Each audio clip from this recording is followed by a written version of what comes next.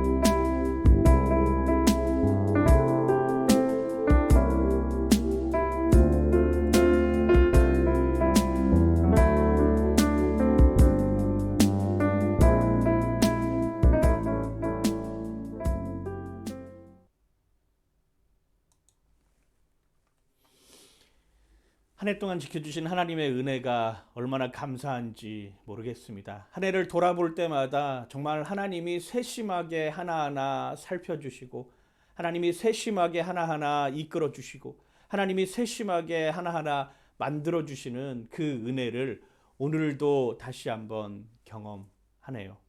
오늘 여러분들하고 함께 나눌 성탄의 메시지는 빌립보서 2장 5절에서 11절까지의 말씀입니다. 빌립보서 2장 5절에서 11절까지의 말씀, 우리 계시된 하나님의 말씀 다 같이 한 목소리로 함께 하도록 하겠습니다. 빌립보서 2장 5절에서 11절까지의 말씀입니다. 너희 안에 이 마음을 품으라. 곧 그리스도 예수의 마음이니 그는 근본 하나님의 본체시나 하나님과 동등됨을 취할 것으로 여기지 아니하시고 오히려 자기를 비워 종의 형체를 가지사 사람들과 같이 되셨고 사람의 모양으로 나타나사 자기를 낮추시고 죽기까지 복종하셨으니 곧 십자가에 죽으심이라. 이러므로 하나님이 그를 지극히 높여 모든 이름 위에 뛰어난 이름을 주사 하늘에 있는 자들과 땅에 있는 자들과 땅 아래에 있는 자들로 모든 무릎을 예수의 이름에 꿇게 하시고 모든 입으로 예수 그리스도를 주라 시인하여 하나님 아버지께 영광을 돌리게 하셨느니라. 아멘. 예수의 보혈로 덮어 주옵소서. 예수의 보혈로 덮어 주옵소서. 예수의 보혈로 덮어 주옵소서. 보혈의 은혜가 오늘을 살아가고 있는 저와 여러분들의 삶 가운데 정말 온전하게 충만하게 넘치길 간절히 소망하고 축복합니다. 그렇습니다. 예수님은 우리에게 이 보혈의 은혜를 주시기 위해서 하늘에서부터 친히 이 땅으로 내려오셨습니다. 그게 우리에게 있어서는 가장 큰 기쁨이고, 그게 우리에게 있어서는 가장 큰 감사이며, 그게 우리에게 있어서는 더할 나위 없는 큰 축복과 은혜라고 하는 것을 기억하셔야 하는 것이죠. 예수님이 이 땅에 오신 목적이 무엇입니까? 예수님이 기독교를 창시하러 오셨나요? 만약 예수님이 기독교를 창시하러 오셨다라고 하면 예수님은 어쩌면 이런 모습으로 만들어 놓지는 않았을 것입니다. 세상에 수많은 교회가 있고 세상에 수많은 그리스도인들이 있지만 그 수많은 교회와 그리스도인으로서 세상의 질타와 비난을 받는 이런 모습으로 교회를 만들고 그리스도인을 만들고 기독교를 만들었다라고 하면 어쩌면 예수님은 실패하셨는지도 모르겠어요.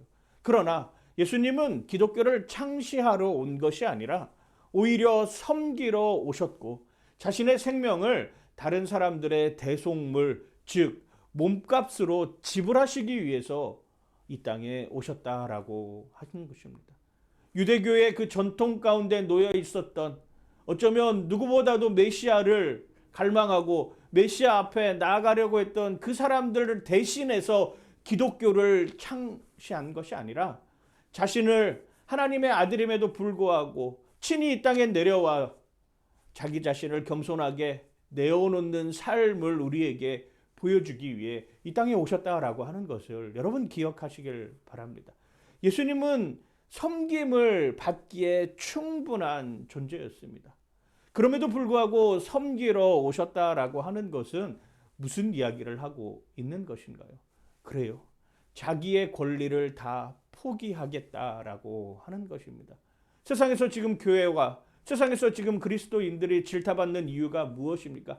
자기 것은 이만큼도 내놓지 않고 오히려 세상의 기득권에 편승하여서 어떻게 하면은 내 이익을 취할 것인가? 어떻게 하면은 내가 받아낼 수 있는 것, 얻어낼 수 있는 것, 내 권리를 다 가지고 올 것인가 하는 것에 대해서 사람들이 실망하게 되고, 어쩌면 교회가 어떻게 저런 모습으로 서 있을 수 있을까?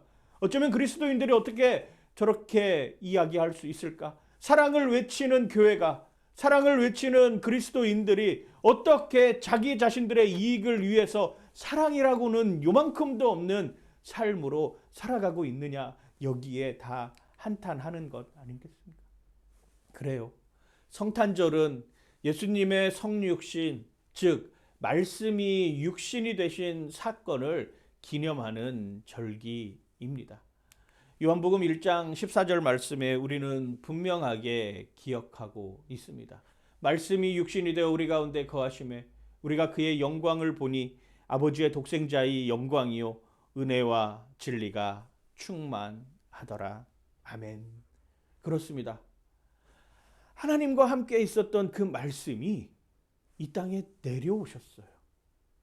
하나님과 영원히 함께 하늘에 머물 수 있었는데 이 땅에 내려오셨습니다. 이게 바로 성탄이라고 하는 것이죠. 내려오지 않아도, 굳이 내려오지 않아도 될 예수 그리스도께서 하늘의 보좌를 버리고 말씀이 되어서 육신으로 이 땅에 내려오시면서 그의 삶은 완전히 뒤바뀌었습니다. 예수님은 하늘의 메시지를 전달하기 위해서 이 땅의 메신저가 되셨습니다. 그래요. 그러므로 말미암아 역사는 예수님을 통해서 BC와 AD로 분명하게 나뉘게 되는 것이죠. 여러분, 역사라고 하는 영어 단어가 뭔지 아세요? 히스토리입니다. 히스토리를 두 개로 나누면 히스토리예요. 그의 이야기, 즉 예수의 이야기가 바로 역사라고 하는 것입니다.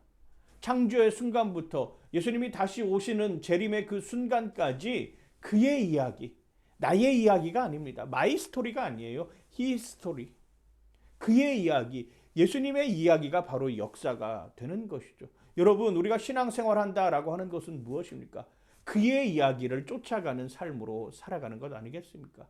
우리는 흔히 역사를 BC와 AD로 나눕니다. BC는 무엇인가요? Before Christ. 예수님 이전에 있었던 시간, 예수님 이전에 있었던 삶, 예수님 이전에 있었던 생활, 이 땅에 육신으로 오신 예수 그리스도 이전의 삶을 우리는 BC라고 표현하죠. AD는 무엇인가요? 아노 도미니, 주후라고 하는 이런 의미를 가지고 있는 것 아닙니까?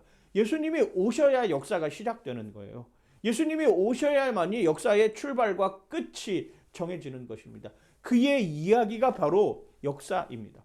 내 신앙도 마찬가지죠. 내가 주님을 만나기 이전의 삶과 내가 주님을 만난 이후의 삶이 달라지는 것, 이게 바로 역사라고 하는 것입니다. 그 기준점이 예수 그리스도가 되는 것이죠. 세상의 역사도 또한 나의 역사도 예수 그리스도를 인격적으로 만난 삶을 살아가고 있느냐, 그렇지 않는 삶으로 살아가느냐에 따라서 달라진다라고 하는 것입니다. 그게 저와 여러분의 신앙의 모습이라고 하는 것이죠. 예수님 만나기 이전의 삶은 아무리 거짓말하여도 양심에 꺼리낌이 없었죠. 예수님 만나기 이전의 삶은 내가 다른 교만하다라고 하는 것 인식하지 못했습니다. 그러나 예수님 만난 이후의 삶은 어떤 삶인가요? 예수 그리스도가 나를 위해서 이 땅에 오셨다라고 하는 것만으로도 눈물이 나요. 예수 그리스도가 나를 위해서 십자가에 달려 죽으셨다라고 하는 것만으로도 정말 기쁨과 감사가 넘쳐나는 것입니다. 은혜가 생겨났어요. 양심이 꺼리끼는 이런 모습, 양심이 내 신앙을 받아들일 수 있는 여건으로 바뀌었다라고 하는 것입니다. 성탄의 아침, 성탄을 우리가 기쁘게 맞이할 수 있는 이유도 무엇인가요? 예수 그리스도가 내 마음에 오셔서 내가 그 예수 그리스도로 말미암아 다시금 살아났다라고 하는 이 여정을 우리에게 보여주고 있는 것 아닙니까? 오늘 빌립보서 2장 5절 이하의 말씀은 겸손의 왕으로 오신 예수님이라고 하는 이런 메시지를 우리에게 전해주고 있습니다. 너희 안에 이 마음을 품으라 곧 그리스도 예수의 마음이니. 그리스도 예수의 마음이 어떤 마음인가요? 하늘의 보좌를 버리고 내려오신 마음이에요. 겸손하게 자기 자신을 낮추신 마음입니다. 성탄을 보내며 그리스도인들이 가져야 할 첫 번째 덕목이 바로 이 마음이라고 하는 것입니다. 예수 그리스도의 겸손의 마음. 겸손하지 않고서는 우리가 주님 앞에 나아갈 수 없잖아요. 우리가 겸손하지 않고서는 하나님 앞에 한 걸음도 나아갈 수 없는 것 아닙니까? 겸손하게 주님 앞에 나아가는 삶, 이게 바로 성탄을 맞이하는 저와 여러분들의 삶의 모습입니다. 자만한 마음, 교만한 마음, 내가 다 할 거야, 내 거야 라고 하는 이런 신앙의 여정으로 갈 수 있는 모습이 아니라고 하는 것을 우리에게 보여주고 있는 것입니다. 이게 바로 예수의 그리스도의 마음이라고 하는 것입니다. 그 예수 그리스도는 어떤 존재였습니까? 그는 근본 하나님의 본체시나 하나님과 동등됨을 취할 것으로 여기지 아니하셨다라고 이야기를 하고 있습니다. 창조의 과정에 함께했던 그 예수님입니다. 하나님의 창조의 역사 속에 함께했던 그 예수님이었다니까요.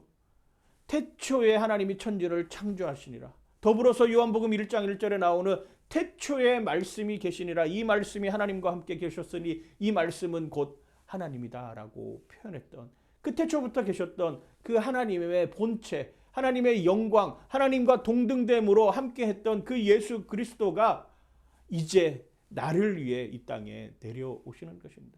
예수님 그런 분이셨어요. 성부, 성자, 성령 하나님이 하나였던 것처럼 예수님은 하나님과 동등됨으로 하나님의 본체로서 하나님의 창조의 역사에 함께 하셨던 그분입니다. 그분이 왜 내려옵니까? 무슨 이유가 있어서요? 무엇 때문에 내려오는 것인가요? 나 하나 살리기 위해서. 세상의 그리스도인들이 정말 예수 그리스도를 믿고 한 사람이라도 더 구원의 자리로 옮겨가게 하기 위해서 이 땅에 태어나신 것이다 라고 하는 것이죠. 보세요. 그런 모습으로 서 있었던 예수님이 오히려 자기를 비워 종의 형체를 가지사 사람들과 같이 되셨다라고 하는 것입니다. 신이 인간을 위해서 인간이 되었다. 다른 종교가, 어떤 종교가 이런 종교가 있습니까? 신이 신의 자리를 포기하고 인간의 되었다. 신이 신임을 포기하고 종이 되었다. 어떤 종교가 이런 메시지를 전하나 말입니다. 예수님은 그렇게 자기 자신을 겸손하게 종의 형체로 내놓으셨다라고 하는 것이죠. 저와 여러분들의 구원을 위해서. 이게 성탄의 기쁨 아니겠습니까? 이게 성탄을 맞이하는 오늘날 저와 여러분들의 신앙의 고백이 되어야 하는 것 아니겠습니까? 그렇습니다. 보세요. 사람의 모양으로 나타나사 자기를 낮추시고 죽기까지 복종하셨으니 곧 십자가에 죽으심이라. 아멘. 성탄은 죽음으로 나아가는 길이었습니다. 예수님이 이 땅에 오셔서 마구간에서 태어나신 그 이유는 십자가에서 죽기 위해서 태어나셨다라고 하는 것이에요. 여러분, 누가 나를 위해서 십자가에 달려 죽을 수 있습니까? 누가 나를 대신해서, 누가 내 죄를 대신해서 십자가에 달려 죽을 수 있냐 말입니다. 아니요, 없어요. 아무도 없습니다. 그러나 예수님은 나의 모든 죄를 지고 십자가에 달려 죽으셨다라고 하는 것이죠. 여러분, 예수님을 처음 맞이한 사람들, 그렇게도 메시아를 기다렸던 종교인들이었나요? 유대교를 믿던 사람들인가요? 하나님 앞에 서 있는다고 자부심을 가졌던 대제사장들과 서기관들과 바리새인들이 예수님을 처음 맞이한 사람들이었나요? 아니요. 예수님을 처음 맞이한 사람들은 목자들이었습니다. 별을 보고 찾아온 목자들. 그리고 저 이방 사람인 동방 박사들이었습니다. 황금과 유향과 모략을 들고 정말 그 사단을 이끌고 별 하나 쫓아서 예수님이 이 땅에 태어나신다라고 하는 것을 알렸던 사람이죠. 너무나도 평범한 사람, 아니 어쩌면 평범하기보다도 하찮은 사람들, 어쩌면 예수님의 그토록 오심을 기다렸던 유대 정통 종교인들의 삶에서 벗어난 이방인들을 통해서 예수님이 증거되고 있다라고 하는 것이 우리에게는 얼마나 놀라운 일입니까? 우리에게 얼마나 큰 기쁨과 희망을 주는 것입니까? 우리같이 연약하고 우리같이 부족하고 우리같이 이방인된 사람들이 예수 그리스도를 믿을 수 있는 이유가 이 예수 그리스도의 탄생에서부터 비롯되는 것 아닙니까? 당시에 기득권을 가지고 있었던 헤롯은 어떤 모습이었나요? 그래요. 자신의 왕권이 위태로워질까 봐 그 당시에 태어난 2살 이하의 어린아이들을 다 죽이는 이런 끔찍한 일을 벌이지 않습니까? 얼마나 가혹한 일입니까? 동방의 박사들에게는 메리 크리스마스였습니다. 그러나 헤롯과 유대 지도자들에게는 혼란과 고통과 주체할 수 없는 당황스러움에 메시 크리스마스가 되고 말았던 것이죠. 그들은 왜 그들의 삶 속에서 그렇게 기다리고 갈망했던 메시아가 이 땅에 오심에 대해서 두려워하고, 그리고 그들이 자신이 가지고 있었던 것들을 내려놓지 못하는 삶으로 살았냐 말입니다. 예수님은 친히 이 땅에 내려오심으로 말미암아 자기의 모든 기득권을 포기하셨는데도 불구하고 가장 종교 지도자에 앞장서 있었던 사람들, 가장 자신의 권력에 앞장서 있던 사람들은 자기의 기득권을 하나도 포기하지 않고 메리 크리스마스가 아닌 메시 크리스마스로서의 삶을 살았다라고 하는 것이에요. 예수님은 태어나는 순간부터 죽음에 직면해야 했습니다. 하지만 그의 복음은 멈춰지지 않았어요. 그가 와서 처음으로 선포했던 메시지가 무엇입니까? 회개하라, 천국이 가까이 왔다라고 선포하는 것 아니겠습니까? 오히려 생명을 전하는 자들에게 복음은 더 강력하게 임하기 시작하였습니다. 연약하고 굶주리고 헐벗은 사람들, 이렇게 추운 날씨에 추위에 떨고 있는 사람들, 아픈 사람들에게 예수님은 평화의 왕이 되었고 위로자가 되셨으며 우리의 구원자의 모습으로 오늘 이 성탄을 맞이하고 있는 것이죠. 이게 성탄의 기쁨, 성탄의 즐거움 아니겠습니까? 이러므로 하나님이 그를 지극히 높여 모든 이름 위에 뛰어난 이름을 주사 하늘에 있는 자들과 땅에 있는 자들과 땅 아래에 있는 자들로 모든 무릎을 예수의 이름에 꿇게 하시고 모든 입으로 예수 그리스도를 주라 시인하여 하나님 아버지께 영광을 돌리게 하셨느니라. 아멘. 예수님이 이 땅에 오셔서 내 모든 죄를 사하여 주신 것에 대한 감사와 기쁨, 환희의 찬송을 오늘 성탄을 통해서 불려드리는 것 아닙니까?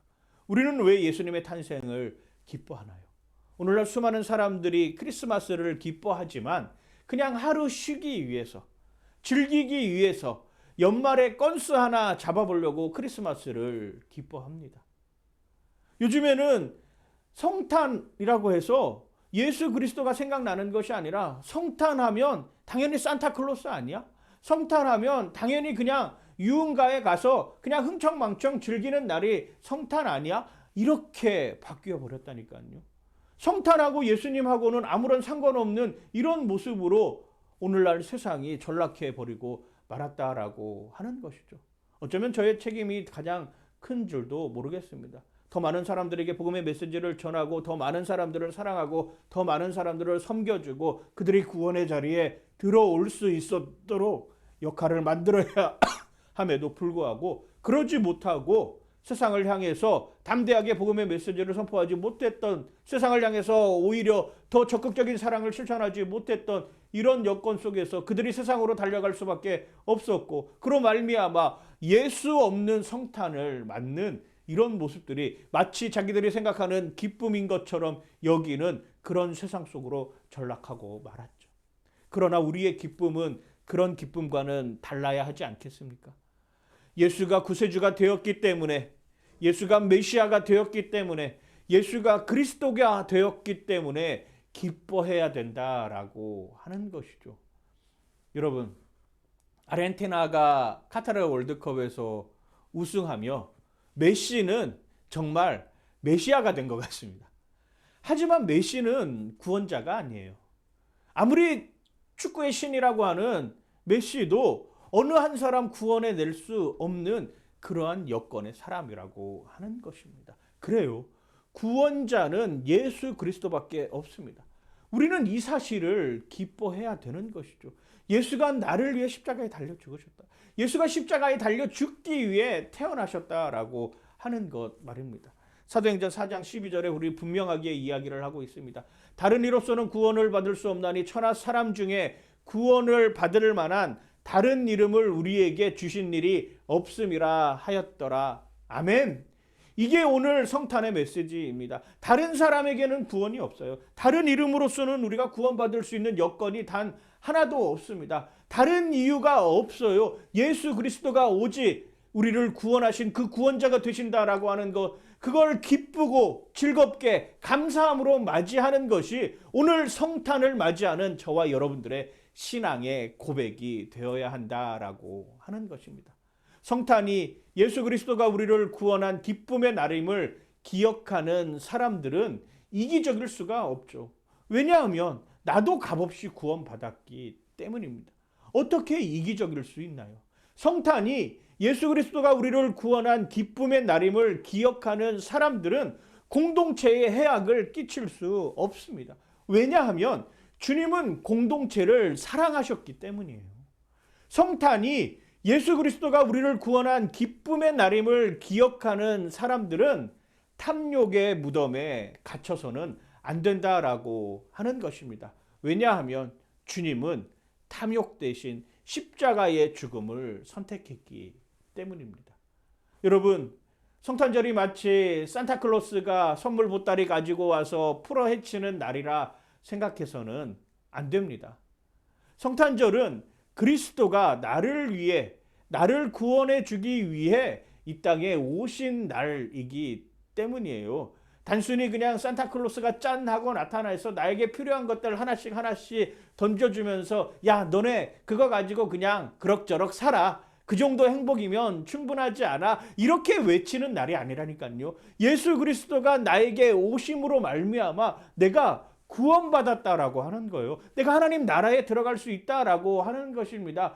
예수님은 손을 내미는 자에게 예외 없이 선물이 되시는 거예요. 대가를 바라지 않습니다. 조건을 따지지 않습니다. 오히려 내가 선물 받을 자격이 없다고 여기는 것, 그게 바로 예수님이라고 하는 선물을 받을 수 있는 유일한 자격이라고 하는 것입니다.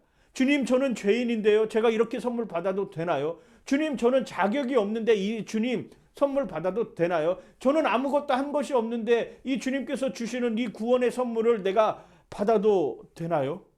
너희는 그 은혜에 의하여 믿음으로 말미암아 구원을 받았으니 이것은 너희에게서 난 것이 아니요 하나님의 선물이라. 행위에서 난 것이 아니니 그러므로 누구든지 자랑하지 못하게 하려 함이라. 에베소서 2장 8절에서 9절에 나오는 그 선물, 그 구원의 선물이 바로 예수 그리스도께서 이 땅에 오셨다라고 하는 것입니다. 이 얼마나 큰 기쁨입니까? 이 얼마나 큰 감사입니까? 그래서 구원이고, 그래서 복음이고, 그래서 은혜가 된다라고 하는 것을 우리는 잊지 말아야 하는 것이죠. 그게 오늘을 살아가고 있는 저와 여러분들의 신앙의 고백이자, 그게 오늘을 살아가고 있는 저와 여러분들의 삶의 지표가 되는 것이며, 그게 오늘을 살아가고 있는 저와 여러분의 삶의 방향을 이루는 모습을 나타나야 되는 것이죠. 여러분, 한라산 정상을 가기 위해서는 성파나 코스도 있고 관음사 코스도 있고 돈네코 코스도 있습니다. 그래서 사람들이 이야기하길 종교도 산꼭대기에 오르기 위해서는 기독교도 있고 불교도 있고 뭐 이슬람교도 있고 힌두교도 있다라고 말합니다. 그러나 우리의 신앙은 산꼭대기에 오르는 것이 목적이 아닙니다. 하늘과 땅을 연결하신 예수 그리스도로 말미암아 다시 아버지 품으로 가는 거예요. 이게 교회가 가지고 있는 사명이죠. 이게 신앙인으로 살아가고 있는 저와 여러분들의 삶의 모습입니다. 이걸 이루기 위해서 주님께서 이 땅에 내려오신 거라니까요. 단순히 어떤 목적을 향해서, 단순히 어떤 목표를 향해서 거기까지 올라가면 다 되는 것처럼 여겨지는 세상 속에 살아가지만 아니요.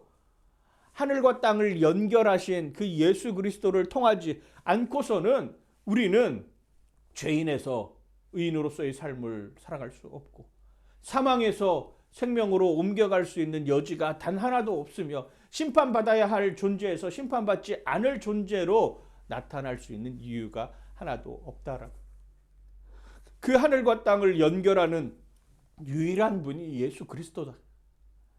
그리고 그 예수 그리스도가 친히 사람이 되어서 이 땅에 마구간에서 태어나셨다. 자기의 모든 권한을 다 버리고 자기가 누릴 수 있는 모든 것들을 다 내려놓고 겸손하게 주님 앞에 무릎 꿇었다라고 하는 것입니다. 이게 성탄의 기쁨이고 감사라고 하는 것이죠. 그래서 성탄은 하늘로 올라가는 초대장이라고 하는 것입니다. 요한복음 14장 2절 말씀에 이렇게 표현하고 있죠. 내 아버지 집에 거할 곳이 많도다. 그렇지 않으면 너희에게 일렀으리라. 내가 너희를 위하여 거처를 예비하러 가노니라고 오늘 성탄의 메시지를 통해서 우리에게 알려주고 있습니다. 그렇습니다. 예수님은 우리를 구원받게 하시기 위해서 이 땅에 오셨습니다. 예수님은 우리를 살려주시기 위해서 자기의 모든 것을 다 포기하셨습니다. 예수님은 우리가 죄인된 삶에서 구원된 삶으로 하늘 아버지의 처소로 옮겨놓게 하기 위해서 친히 선물이 되셨고 친히 초대장이 되어서 우리를 영원한 천국으로 인도해주고 계신다라고 하는 것이죠. 성탄절은 해마다 옵니다.